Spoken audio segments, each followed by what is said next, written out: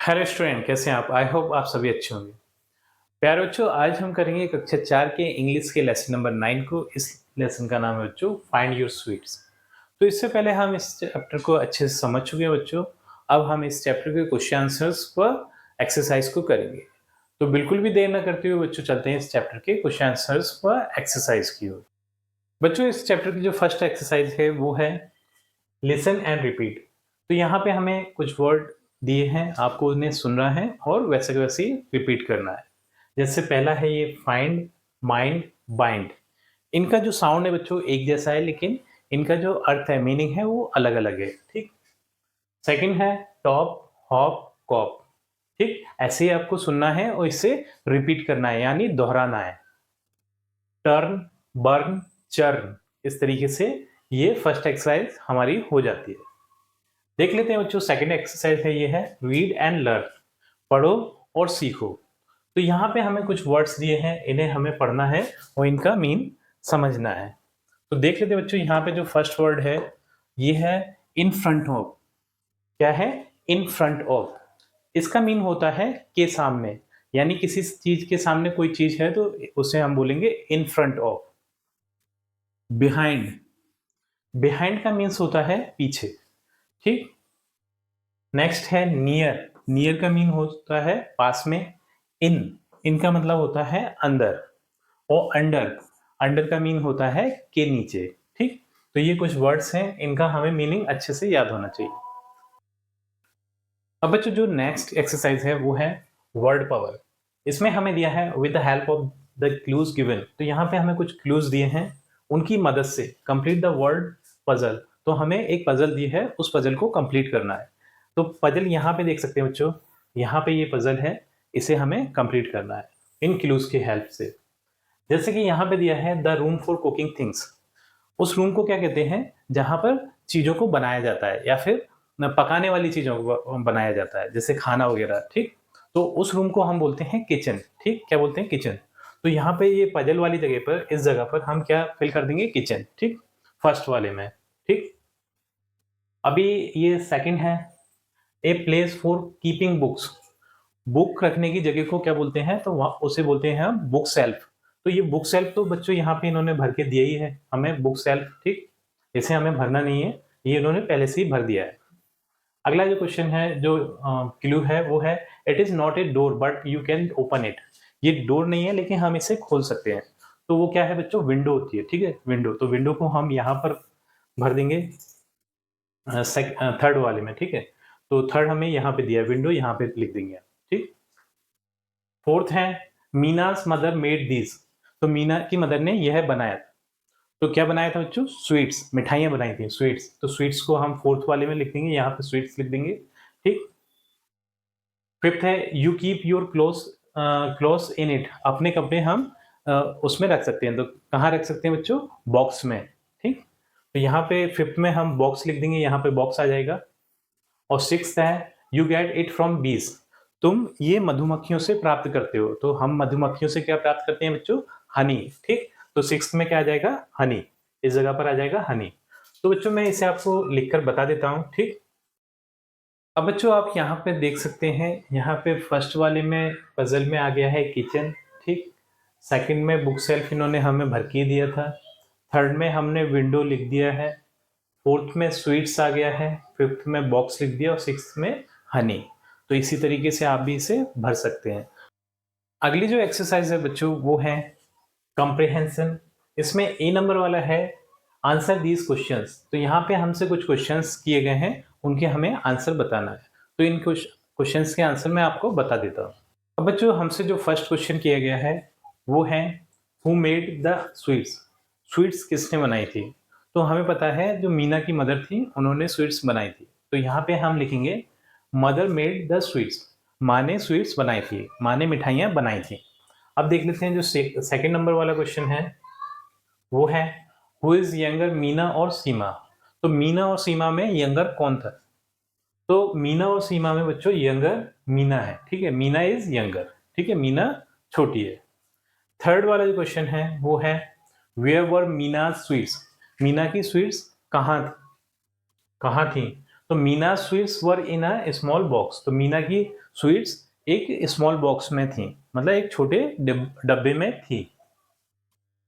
Next है fourth वाला question, ये है वेयर वर सीमा स्वीट्स, सीमा की स्वीट कहाँ थी? तो इसका आंसर होगा Seema sweets were in a beautiful box under her bed. तो सीमा की स्वीट्स एक खूबसूरत बॉक्स में उसके बेड के नीचे थी। ठीक, इस तरीके से ये फोर्थ वाला भी क्वेश्चन हो जाता है। अब देख लेते हैं बच्चों नेक्स्ट एक्सरसाइज को। बच्चों जो कॉम्प्रिहेंशन की बी नंबर वाली एक्सरसाइज है वो है arrange the order of Meena's and Seema's message. जो मीना और सीमा को जो मैसेज मिले थे उन्हें हमें अरेंज करना है, यानी क्रम से लिखना है। जो मैसेज फर्स्ट नंबर पे मिला था उसे पहले नंबर लिखना है, ठीक है। जो सेकंड पे लिखा था मिला था वहां पर सेकंड लिखना है। जो थर्ड नंबर पे मिला था उसे थर्ड, मतलब जो हमने इस चैप्टर को रीड किया है तो वहां पे इन्हें मैसेज मिले थे। ठीक, तो उस तरीके से जो जिस सीक्वेंस में ये मैसेज मिले थे उस सीक्वेंस को हमें यहाँ पर लिखना है। जैसे पहला है मीनास मैसेजेस, ये मीना के मैसेज है। Go to the kitchen, open the small box, ठीक, look for a bottle, look at the window. ठीक, ये मीना के मैसेज है। तो सबसे पहले बच्चों ऐसे मीना को जो मैसेज मिला था वो था गो टू द किचन, मतलब किचन में जाओ, ये पहला मैसेज था। फिर इसके बाद जो दूसरा मैसेज था वो था लुक एट द विंडो, ठीक है, विंडो की तरफ देखो, look at the window. Look for a bottle, ये थर्ड मैसेज था, लुक फॉर द बोटल। ठीक, और फोर्थ जो मैसेज था वो था ओपन द स्मॉल बॉक्स। ठीक, इस तरीके से उससे मैसेज मिले थे। तो यहाँ पे हमें ना 1 लिख देंगे, फर्स्ट मैसेज था ये, ठीक, 1 लिख देंगे। ये फोर्थ मैसेज था तो यहाँ पर हम 4 लिख देंगे। और ये मैसेज था थर्ड नंबर का तो ये 3 लिख देंगे यहाँ। और लुक एट द विंडो यहाँ पे हम 2 लिख देंगे, ये सेकंड नंबर का मैसेज था। इस तरीके से ये मीना के मैसेज थे। अब बच्चों जो सीमा के मैसेज हैं वो हैं look behind your almirah, go to your room, look under your bed, look at your bookshelf. तो पहले नंबर पे उससे जो मैसेज मिला था वो था गो टू योर रूम, अपने रूम में जाओ, तो यहाँ पे फर्स्ट आ जाएगा, ठीक है, ये फर्स्ट मैसेज था।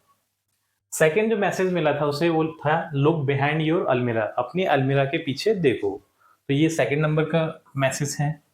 ठीक, अब बच्चों जो थर्ड नंबर का मैसेज है वो है उसे मिला था look at your bookshelf, तो अपनी बुक सेल्फ पर देखो, तो ये थर्ड नंबर का मैसेज मिला था उसे।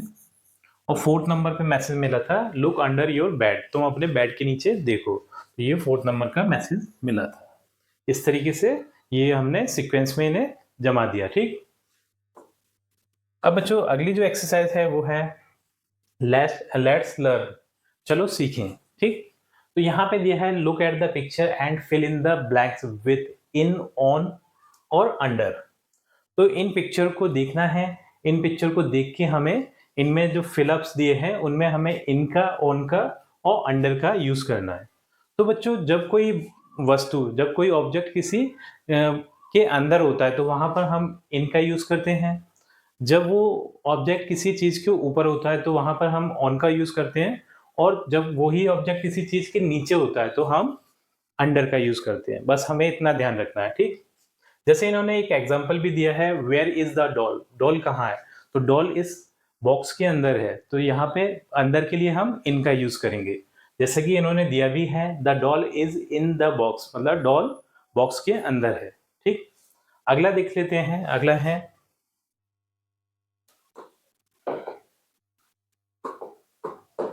Where is the doll. अब डॉल कहाँ है बच्चों, इस टेबल के नीचे, नीचे के लिए हम किस वर्ड का यूज करते हैं, अंडर का, तो यहाँ पे क्या आ जाएगा, अंडर।